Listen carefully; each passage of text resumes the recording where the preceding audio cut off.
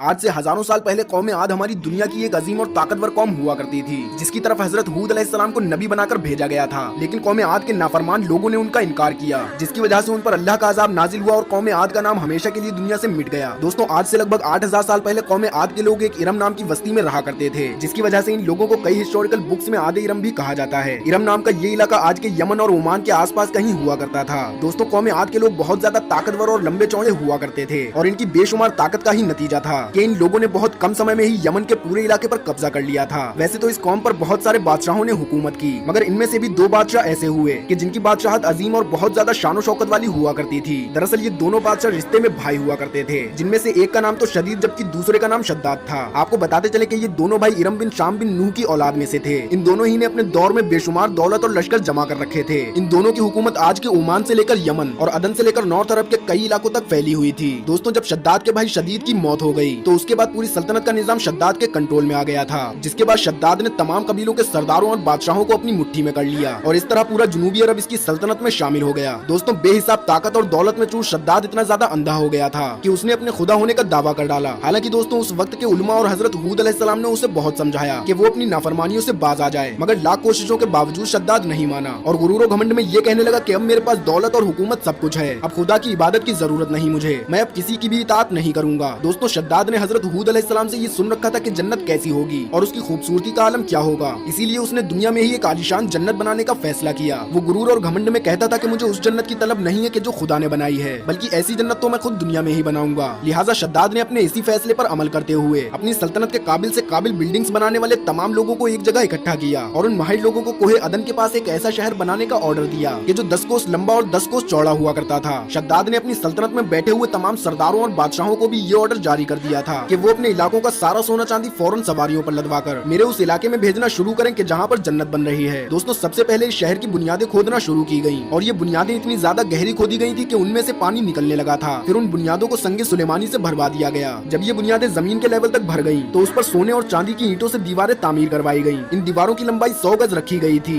इन दीवारों की चमक का आलम ये था कि जब सूरज की रोशनी इन दीवारों पर पड़ती थी तो किसी भी इंसान के लिए इन दीवारों की तरफ देखना बहुत ही मुश्किल हो जाता था। फिलहाल दीवारों के तैयार होने के बाद इसके अंदर लगभग 1000 खूबसूरत महलों को बनवाया गया और हर एक महल को 1000 पिलर्स के साथ बनाया गया था और इनमें से हर एक पिलर पर बेहिसाब हीरे और जवाहरात जड़े गए थे। इस आर्टिफिशियल जन्नत में एक बड़ी सी नहर भी बनवाई गई थी और इस बड़ी नहर से छोटी छोटी नहरों को काटकर हर एक महल से मिला दिया गया था। हौज और फव्वारों की भी कोई कमी बाकी नहीं रखी गई। नहरों के किनारे पर ऐसे आर्टिफिशियल पेड़ लगाए गए कि जिनकी जड़ें सोने की थी और इन पेड़ों पर मोती और याकूत जैसे कीमती हीरों को लाकर लटका दिया गया था। यहाँ तक कि इस जन्नत में मौजूद मकानों और दुकानों की दीवारें मुश्को जाफरान और अंबर गुलाब के जरिए से मुअत्तर कर दी गई थी। इसके अलावा याकूत और मरजान की मदद से बनाए गए नकली परिंदों को सोने चांदी से बनी दीवारों पर रखवा दिया गया, जो देखने में बहुत ज्यादा खूबसूरत लगा करते थे। इस आलीशान शहर के कंप्लीट होते ही ये ऑर्डर जारी किया गया कि पूरे शहर में रेशम की कालीनें बिछा दी जाएं, जिसके बाद नहरों के अंदर किसी में मीठा पानी, किसी में शराब तो किसी में दूध और शरबत जारी कर दिया गया। दोस्तों, शद्दाद की ये जन्नत 12 सालों में बनकर पूरी तरह से तैयार हो गई थी। बाग इरम के तैयार होने के बाद शद्दाद अपने पूरे लश्कर के साथ गुरूर और घमंड में चूर अपने उस आलीशान शहर की तरफ रवाना हुआ। जब ये उस शहर के करीब पहुंचा तो तमाम शहर वाले इसके इस्तकबाल के लिए शहर के दरवाजे के बाहर आ गए और शद्दाद पर जवाहरात वगैरह निछावर करने लगे। दोस्तों, अभी उसने अपने घोड़े की रकाब से एक पाँव निकालकर शहर की चौखट पर रखा ही था कि अचानक से उसे अपने सामने एक अजनबी शख्स खड़ा दिखाई दिया। शद्दाद ने उससे पूछा कि तू कौन है? उस शख्स ने कहा कि मैं मलकुल मौत हूँ और तेरी रूह कब्ज करने आया हूँ। शद्दाद ने कहा कि मुझे इतनी मोहलत दे दे कि मैं एक बार अपनी बनाई हुई जन्नत को देख सकूं। मलकुल मौत ने जवाब दिया कि इसकी अल्लाह की तरफ से इजाजत नहीं है। एक बार फिर शद्दाद ने कहा कि चलो इतनी ही मोहलत दे दो कि मैं अपने घोड़े पर से उतर आऊं। जवाब मिला कि इसकी भी इजाजत नहीं। लिहाजा भी शद्दाद का एक पाँव घोड़े की रकाब में और दूसरा चौखट पर ही था कि उसके बदन से उसकी रूह को निकाल लिया गया। जिसके बाद हजरत जिब्राइल अलैहिस्सलाम ने बड़ी जोर से एक हौलनाक चीख मारी, जिसकी वजह से पूरा का पूरा शहर और उसके लोग जमीन की गहराइयों में कहीं गायब हो गए और इसका नामो निशान तक दुनिया में बाकी ना रहा। हालांकि कुछ एक्सपर्ट्स के मुताबिक इस शहर को यानी इस जन्नत को यमन के इलाके में ढूंढ लिया गया है, जिसके बारे में आप गूगल पर सिटी ऑफ द पिलर से लिखकर सब कुछ पढ़ सकते हैं। फिलहाल दोस्तों, हमें सपोर्ट करने के लिए वीडियो को लाइक कर दें और हमारे चैनल को सब्सक्राइब कर लें।